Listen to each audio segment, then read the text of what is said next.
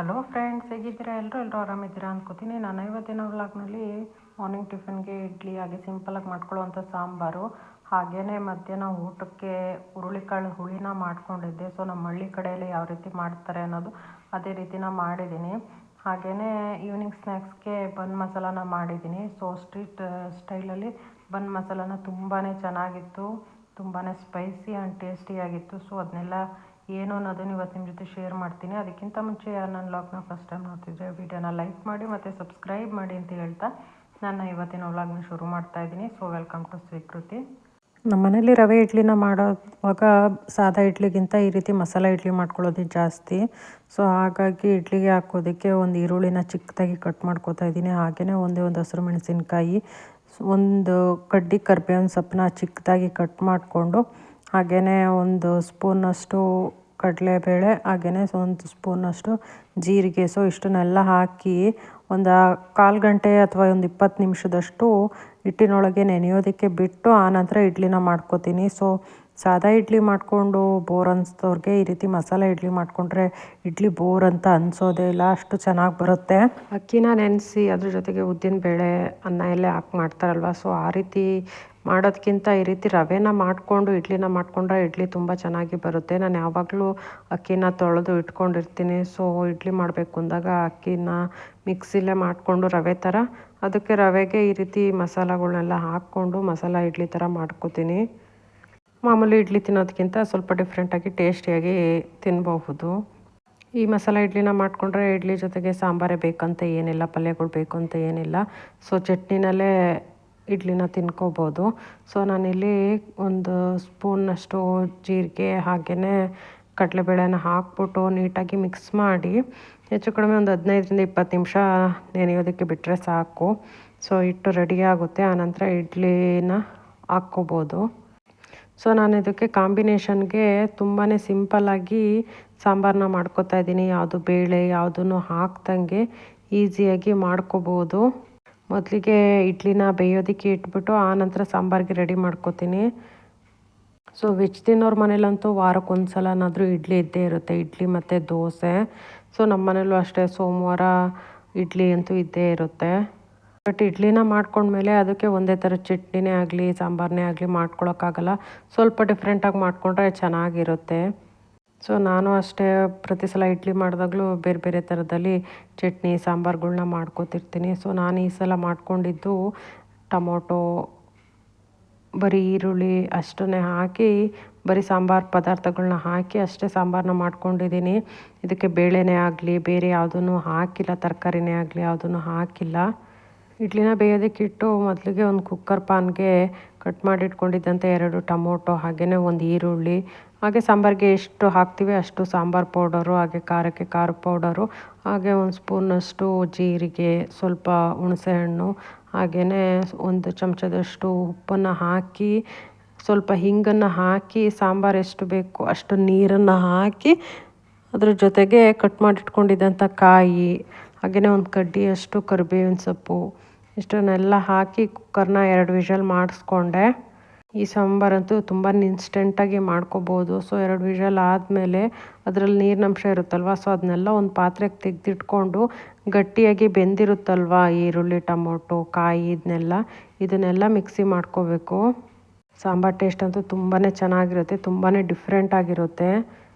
ಈ ಸಾಂಬಾರು ಇಡ್ಲಿಗೆ ಅಂತಲೇ ಅಲ್ಲ, ಅನ್ನದ ಜೊತೆಗೆ ತುಂಬಾ ಚೆನ್ನಾಗಿರುತ್ತೆ. ಇನ್ಸ್ಟೆಂಟಾಗಿ ಮಾಡ್ಕೋಬೋದು. ಮನೇಲಿ ಬೇಳೆ ಏನು ಇಲ್ಲ ಅಂತಂದರೂ ಆರಾಮಾಗಿ ಮಾಡ್ಕೊಳ್ಳೋ ಅಂಥದ್ದು ಸಾಂಬಾರಿದು.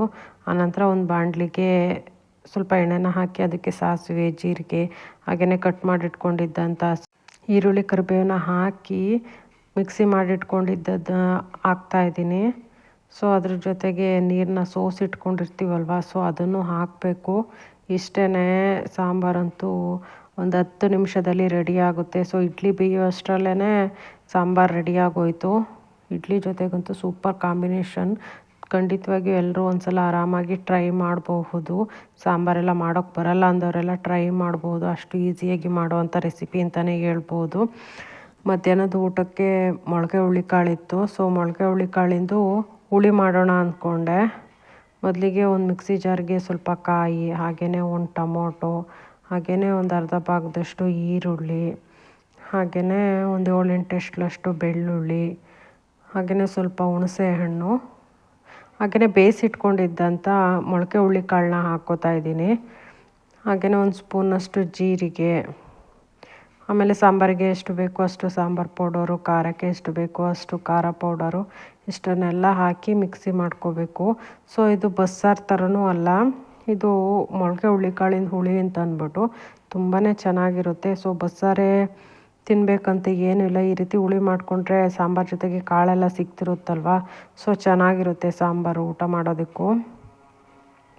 ಅನಂತರ ಒಗ್ಗರಣೆಗೆ ಸ್ವಲ್ಪ ಎಣ್ಣೆ, ಸಾಸಿವೆ, ಜೀರಿಗೆ, ಹಾಗೆಯೇ ಕರಿಬೇವು, ಈರುಳ್ಳಿ ಇಷ್ಟೆಲ್ಲ ಫ್ರೈ ಆದಮೇಲೆ ಒಂದು ಅರ್ಧ ಭಾಗದಷ್ಟು ಟೊಮೊಟೊನು ಕಟ್ ಮಾಡಿ ಇಟ್ಕೊಂಡಿದ್ದೆ. ಸೊ ಟೊಮೊಟೊನು ಹಾಕ್ಬಿಟ್ಟು ಫ್ರೈ ಮಾಡಿ ಮಿಕ್ಸಿ ಮಾಡಿ ಇಟ್ಟಿರೋವಂಥದ್ದನ್ನೆಲ್ಲ ಹಾಕಿ, ಹಾಗೆಯೇ ಬೇಯಿಸಿದ್ವಲ್ವ ಮೊಳಕೆ ಹುರುಳಿಕಾಳು, ಸೊ ಅದನ್ನು ಹಾಕೋ ಕುದಿಸಿದ್ರೆ ಸೂಪರಾಗಿರೋಂಥ ಮೊಳಕೆ ಹುರುಳಿಕಾಳಿನ ಹುಳಿ ರೆಡಿಯಾಗುತ್ತೆ. ಬಸ್ಸಾರಿಗಿಂತನೂ ಟೇಸ್ಟ್ ತುಂಬಾ ಚೆನ್ನಾಗಿರುತ್ತೆ. ಮೊಳಕೆ ಹುರುಳಿಕಾಳು ಸಾಂಬಾರು ಅಂದ್ರೇ ಅಷ್ಟು ಬಸ್ಸಾರು ಅಂತ ಅಲ್ಲ, ಅದರಲ್ಲಿ ಯಾವ ಥರ ಸಾಂಬಾರು ಮಾಡಿದ್ರೂ ತುಂಬಾ ರುಚಿಯಾಗಿ ಬರುತ್ತೆ. ಸೊ ಎಲ್ಲ ಆದಮೇಲೆ ಮೇಲ್ಗಡೆ ಸ್ವಲ್ಪ ಕೊತ್ತಂಬರಿ ಸೊಪ್ಪನ್ನು ಉದುರಿಸ್ಕೊಂಡ್ರೆ ಸೂಪರಾಗಿರೋವಂಥ ಮೊಳಕೆ ಹುರುಳಿಕಾಳಿನ ಹುಳಿ ರೆಡಿ ಆಯಿತು. ಬೇರೆ ಸಾಂಬಾರುಗಳಿಗೆ ಬೇಳೆ ಅದು ಇದು ಹಾಕ್ತಿರ್ತೀವಿ ಸಾಂಬಾರು ಚೆನ್ನಾಗಿರಲಿ ಅಂತ ಅಂದ್ಬಿಟ್ಟು, ಬಟ್ ಮೊಳಕೆ ಹುರುಳಿಕಾಳು ಸಾಂಬಾರಿಗೆ ಏನು ಹಾಕದೇ ಇದ್ರೂ ಸಾಂಬಾರು ಟೇಸ್ಟ್ ತುಂಬಾ ಚೆನ್ನಾಗಿರುತ್ತೆ. ಸೊ ಈವ್ನಿಂಗ್ ಸ್ನ್ಯಾಕ್ಸ್ಗೆ ಬನ್ಸ್ ಇತ್ತು, ಸೊ ಬನ್ ಮಸಾಲಾನ ಮಾಡ್ಕೊಳ್ಳೋಣ ಅಂದ್ಕೊಂಡೆ. ಕೆಲವೊಂದು ಸಲ ಹೋಟೆಲ್ಗಳಲ್ಲಿ ಆಗಲಿ ಸ್ಟ್ರೀಟ್ ಸೈಡಲ್ಲಿ ಆಗಲಿ ಬನ್ ಮಸಾಲಾನ ತಿಂದಿರ್ತೀವಿ, ಟೇಸ್ಟ್ ಅಂತೂ ತುಂಬಾ ಚೆನ್ನಾಗಿರುತ್ತೆ. ಸೊ ನಾನು ಮನೇಲೇ ಟ್ರೈ ಮಾಡೋಣ ಅಂತಂದ್ಬಿಟ್ಟು ಮೊದಲಿಗೆ ಒಂದು ಪಾನ್ಗೆ ಸ್ವಲ್ಪ ಬೆಣ್ಣೆನ ಹಾಕಿ ಅದಕ್ಕೆ ಚಿಕ್ಕದಾಗಿ ಕಟ್ ಮಾಡಿ ಇಟ್ಕೊಂಡಿರೋಂಥ ಈರುಳ್ಳಿ, ಹಾಗೆಯೇ ಹಸಿರು ಮೆಣಸಿನ್ಕಾಯಿ ಅವೆಲ್ಲದೂ ನೀಟಾಗಿ ಮಿಕ್ಸ್ ಆದಮೇಲೆ ಚಿಕ್ಕದಾಗಿ ಕಟ್ ಮಾಡಿಟ್ಕೊಂಡಿದ್ದಂಥ ಕ್ಯಾಪ್ಸಿಕಮ್ಮು ಹಾಗೆ ಟೊಮೊಟೊನ ಹಾಕಿ ಫ್ರೈ ಮಾಡ್ಕೋತಾ ಇದ್ದೀನಿ. ನಿಜವಾಗ್ಲೂ ಈ ಥರ ಸ್ಟ್ರೀಟ್ ಸೈಡ್ ಫುಡ್ ಮಾಡ್ಕೊಳ್ಳೋದಕ್ಕೆ ಸ್ಟ್ರೀಟ್ ಸೈಡಲ್ಲಿ ಅಥವಾ ಹೋಟೆಲ್ಗಳಿಗೆ ಹೋಗ್ಬೇಕಂತ ಏನಿಲ್ಲ, ಮಾಡೋದು ಕಲ್ತ್ಕೊಂಡ್ರೆ ಆರಾಮಾಗಿ ಮನೆಯಲ್ಲೇ ಮಾಡ್ಕೋಬೋದು. ಟೇಸ್ಟು ಅಷ್ಟೇ ತುಂಬಾ ಚೆನ್ನಾಗಿರುತ್ತೆ. ಸೊ ಆನಂತರ ಒಂದು ಅರ್ಧ ಸ್ಪೂನಷ್ಟು ಶುಂಠಿ ಬೆಳ್ಳುಳ್ಳಿ ಪೇಸ್ಟ್ನ ಹಾಕ್ಕೊಂಡೆ. ಸೊ 3 ಬನ್ನಿತ್ತು, ಸೊ 3 ಬನ್ನಿಗೆ ಆಗುವಷ್ಟೇ ಮಾಡ್ಕೊತಿರೋದ್ರಿಂದ ಸ್ವಲ್ಪನೇ ಹಾಕ್ಕೋಬೇಕು. ಮನೇಲಿ ಮಕ್ಕಳಿದ್ರಂತೂ ಈ ಥರದ್ದು ಫುಡ್ ಮಾಡಿಕೊಂಡ್ರೆ ನಿಜವಾಗ್ಲೂ ತುಂಬ ಖುಷಿಪಟ್ಟು ತಿನ್ಕೊತವೆ. ಸೊ ಹೊರ್ಗಡೆನೇ ಕರ್ಕೊಂಡು ಹೋಗ್ಬೇಕಂತ ಏನಿಲ್ಲ. ಹಾಗೆಯೇ ಇದಕ್ಕೆ ಒಂದು ಟೊಮೊಟೊನ ಹಾಕ್ಕೊಂಡು ಫ್ರೈ ಮಾಡ್ಕೋತಾ ಇದ್ದೀನಿ. ಈ ಬನ್ ಮಸಾಲ ಮಾಡೋದಕ್ಕಂತೂ ತುಂಬ ಮಸಾಲಗಳನ್ನ ಹಾಕ್ಕೋಬೇಕಂತ ಏನಿಲ್ಲ, ಮನೇಲಿರೋವಂಥ ಸಾಮಗ್ರಿಗಳನ್ನೇ ಯೂಸ್ ಮಾಡ್ಕೋಬಹುದು.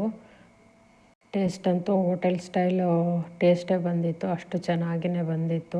ಸೊ ಕ್ಯಾಪ್ಸಿಕಮ್ಮು ಅಷ್ಟೇ, ಟೊಮೊಟೊನೂ ಅಷ್ಟೇ ಒಂದು 5 ನಿಮಿಷ ಅನ್ನೋದ್ರೊಳಗೆ ಬೆಂದ್ಕೊಂಡ್ಬಿಡ್ತವೆ. ಬೆಣ್ಣೆ ಹಾಕಿದ್ರೆ ಅದ್ರ ಟೇಸ್ಟ್ ಅಂತೂ ಡಬಲ್ ಅಂತ ಅನ್ಬೋದು. ಬೆಣ್ಣೆ ಹಾಕೋದಕ್ಕೆ ಇಷ್ಟ ಇಲ್ಲ ಅಥವಾ ಬೆಣ್ಣೆ ಇಲ್ಲ ಅಂತಂದರೆ ಎಣ್ಣೆನ ಹಾಕ್ಕೊಂಡು ಬೇಕಾದರೂ ಫ್ರೈ ಮಾಡ್ಕೋಬಹುದು. ಒಂದು 5 ನಿಮಿಷದಷ್ಟು ಫ್ರೈ ಆದಮೇಲೆ ಒಂದು ಅರ್ಧ ಸ್ಪೂನಷ್ಟು ಗರಂ ಮಸಾಲ, ಹಾಗೆಯೇ ಒಂದು ಅರ್ಧ ಸ್ಪೂನಷ್ಟು ಚಾಟ್ ಮಸಾಲ, ಸೊ ಇದನ್ನೆಲ್ಲ ಹಾಕಿ ನೀಟಾಗಿ ಮಿಕ್ಸ್ ಮಾಡಿ ಕೊನೆಗೆ ಸ್ವಲ್ಪ ಕೊತ್ತಂಬರಿನ ಹಾಕಿ ಜಸ್ಟ್ ಮಿಕ್ಸ್ ಮಾಡಿ ಸ್ಟವ್ನ ಆಫ್ ಮಾಡ್ತೀನಿ. ಏಕೆಂದರೆ ಆ ಹೀಟ್ಗೆ ಕೊತ್ತಂಬರಿ ಸೊಪ್ಪು ಬೆಂದ್ಕೊಳ್ಳುತ್ತೆ. ಸೊ ಮಸಾಲೆ ಎಲ್ಲ ರೆಡಿ ಆದಮೇಲೆ ಬನ್ನನ್ನು ರೆಡಿ ಮಾಡ್ಕೋಬೇಕು. ಮೊದಲಿಗೆ ಬನ್ನನ್ನು ತಗೊಂಡು ಮಧ್ಯಕ್ಕೆ ಕಟ್ ಮಾಡ್ಕೋಬೇಕು. ಸೊ ಬನ್ ಮಸಾಲ ಮಾಡಬೇಕು ಅಂದರೆ ಅದಕ್ಕೆ ಸ್ವಲ್ಪ ದಪ್ಪ ಆಗಿರೋವಂಥ ಬನ್ಸೇ ಸಿಗುತ್ತೆ. ನಾನು ಮಾಮೂಲಿ ಮನೆಗೆ ತಿನ್ನಬೇಕು ಅಂತ ಅಂದ್ಬಿಟ್ಟು ಮಾಮೂಲಿ ಬನ್ನೇ ತಂದಿದ್ರು, ಸೊ ಅದರಲ್ಲೇ ಮಾಡ್ಕೊಂಡಿದ್ದೀನಿ. ನಾವು ಬನ್ ಮಸಾಲಾನ ಮಾಡಬೇಕು ಅಂತಂದರೆ ಬೇಕಾದರೆ ಇದಕ್ಕೆ ಅಂತಲೇ ಸ್ವಲ್ಪ ದಪ್ಪ ಸೈಜಲ್ಲಿರುವಂಥ ಬನ್ಸು ಸಿಗುತ್ತೆ. ಪಾವ್ ಬಜ್ಜಿ ಎಲ್ಲ ಮಾಡ್ತೀವಲ್ವ, ಸೊ ಅಷ್ಟು ದೊಡ್ಡ ಬನ್ಸ್ ಎಲ್ಲ ಇರುತ್ತಲ್ವ, ಸೊ ಆ ಥರದ ಬನ್ಸ್ ತಂದ್ರೂ ಚೆನ್ನಾಗಿರುತ್ತೆ. ಬಟ್ ಈ ಬನ್ಸಲ್ಲೂ ತುಂಬ ಚೆನ್ನಾಗಿಯೇ ಬಂತು. ಸೊ ಈ ರೀತಿ ಮಧ್ಯಕ್ಕೆ ಕಟ್ ಮಾಡಿಕೊಂಡು ನಂತರ ಒಂದು ತವಾಗೆ ಇನ್ನೊಂದು ಸ್ವಲ್ಪ ಬೆಣ್ಣೆನ ಹಾಕಿ ಸವರಿ ಕಟ್ ಮಾಡಿ ಇಟ್ಕೊಂಡಿದ್ದಂಥ ಬನ್ನನ್ನು ಕಡಿಮೆ ಫ್ಲೇಮ್ನಲ್ಲಿ ಸ್ಟವ್ನ ಇಟ್ಕೊಂಡು ಬೇಯಿಸ್ಕೋಬೇಕು. ಸೊ ತುಂಬ ಜಾಸ್ತಿ ಫ್ಲೇಮೆಲ್ಲ ಇಟ್ಕೊಂಡು ಬೇಯಿಸ್ಕೊಳ್ಳೋಂಗಿಲ್ಲ, ಬೇಗನೆ ಉತ್ತಿಬಿಡುತ್ತೆ. ಹಾಗಾಗಿ ಕಡಿಮೆ ಫ್ಲೇಮಲ್ಲೇ ಬನ್ಸನ್ನು ಬಿಸಿ ಮಾಡ್ಕೋತಾ ಇದ್ದೀನಿ. ನಿಮಗೆ ಕ್ರಿಸ್ಪಿಯಾಗಿ ಬೇಕು ಅಂದರೆ ಜಾಸ್ತಿ ಟೈಮು ತವಾ ಮೇಲೆ ಕಡಿಮೆ ಫ್ಲೇಮಲ್ಲಿ ಬಿಸಿ ಮಾಡ್ಕೋಬಹುದು. ಸೊ ಕ್ರಿಸ್ಪಿಯಾಗಿ ಬೇಡ ಅಂತಂದರೆ ಜಸ್ಟ್ ಬೆಣ್ಣೆ ಎಲ್ಲ ಅಬ್ಸರ್ವ್ ಆಗೋ ತನಕ ಬನ್ಸನ್ನು ಬಿಸಿ ಮಾಡಿ ಆನಂತರ ಬನ್ ಮಸಾಲಾನ ರೆಡಿ ಮಾಡ್ಕೋಬಹುದು. ಇದು ಅಂತಲೇ ಅಲ್ಲ, ಇದರಲ್ಲೇ ತುಂಬಾ ಟೈಪ್ಸ್ ಆಫ್ ಬನ್ ಮಸಾಲಾನ ಮಾಡ್ಕೋಬೋದು. ಇದಕ್ಕೆ ಬೇಕಾದರೆ ಕಡಲೆ ಬೀಜನೆಲ್ಲ ಹಾಕ್ಬಿಟ್ಟು ಪೀನಟ್ ಬನ್ ಮಸಾಲ ಮಾಡ್ಕೋಬೋದು. ಇಲ್ಲ ಸೌತೆಕಾಯಿ ಎಲ್ಲ ಇತ್ತು ಅಂತಂದರೆ ಸಾಲಡ್ ಥರ ಅದನ್ನು ಮಾಡ್ಕೋಬಹುದು. ಸೊ ನನಗೆ ಯಾವ ವೆಜಿಟೇಬಲ್ಸ್ ಇಷ್ಟ ಇರುತ್ತೆ ಸೊ ಆ ವೆಜಿಟೇಬಲ್ಸ್ನೆಲ್ಲ ಹಾಕ್ಕೊಂಡು ಈ ಬನ್ ಮಸಾಲಾನ ರೆಡಿ ಮಾಡ್ಕೋಬಹುದು. ಸೊ ನಾನಿಲ್ಲಿ ತುಂಬಾ ಈಸಿಯಾಗಿ ಮನೆಯಲ್ಲಿ ಯಾವ ವೆಜಿಟೇಬಲ್ಸ್ ಇತ್ತು ಆ ವೆಜಿಟೇಬಲ್ಸಿಂದ ಮಾಡ್ಕೊಂಡಿದ್ದೀನಿ. ಸೊ ಬನ್ಸ್ ಎಲ್ಲ ಸ್ವಲ್ಪ ಬಿಸಿ ಆದಮೇಲೆ ಇದಕ್ಕೆ ರೆಡಿ ಮಾಡ್ಕೊಂಡಿರೋವಂಥ ಮಸಾಲಾನ ಹಾಕ್ತಾಯಿದ್ದೀನಿ. ಸೊ ಬನ್ಸ್ಗೆ ಒಂದು ಸೈಡ್ ಅಷ್ಟೇ ಮಸಾಲಾನ ಹಾಕ್ತಾಯಿದ್ದೀನಿ.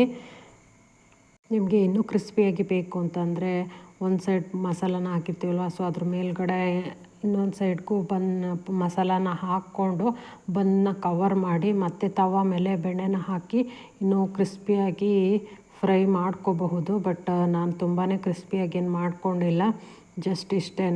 ಸೊ ಈ ರೀತಿ ಮಸಾಲ ಎಲ್ಲ ಹಾಕಿದ ಮೇಲೆ ಇದ್ರ ಮೇಲ್ಗಡೆಗೆ ಕ್ಯಾರೆಟ್ನ ತುರಿದಿಟ್ಕೊಂಡಿದ್ದೆ. ಸೊ ತುರಿದಿರುವಂಥ ಕ್ಯಾರೆಟು, ಹಾಗೆಯೇ ಚಿಕ್ಕದಾಗಿ ಕಟ್ ಮಾಡಿ ಇಟ್ಕೊಂಡಿರೋವಂಥ ಈರುಳ್ಳಿ, ಹಾಗೆಯೇ ಬೇಕ್ರಿಲಿ ಚಿಕ್ಕ ಖಾರ ಬರುತ್ತಲ್ವ, ಸೊ ಆ ಥರದ್ದು ಖಾರ ಇತ್ತು. ಸೊ ಆ ಖಾರನೂ ಹಾಕ್ಕೊಂಡು ಡೆಕೋರೇಟ್ ಮಾಡಿಕೊಂಡೆ. ಸೊ ಇದಾಗಿತ್ತು ನನ್ನ ಈವ್ನಿಂಗ್ ಸ್ನ್ಯಾಕ್ಸು. ತುಂಬಾ ಟೇಸ್ಟಿಯಾಗಿರೋವಂಥ ಸ್ನ್ಯಾಕ್ಸ್ ಅಂತಲೇ ಹೇಳ್ಬೋದು. ನಿಮಗೆ ನನ್ನ ಈ ವಿಡಿಯೋ ಇಷ್ಟ ಆಗಿದ್ದರೆ ವಿಡಿಯೋನ ಲೈಕ್ ಮಾಡಿ ಮತ್ತು ಸಬ್ಸ್ಕ್ರೈಬ್ ಮಾಡಿ ಅಂತ ಹೇಳ್ತಾ ನಾನು ಇವತ್ತಿನ ವ್ಲಾಗ್ನ ಮುಗಿಸ್ತಾ ಇದ್ದೀನಿ. Thank you.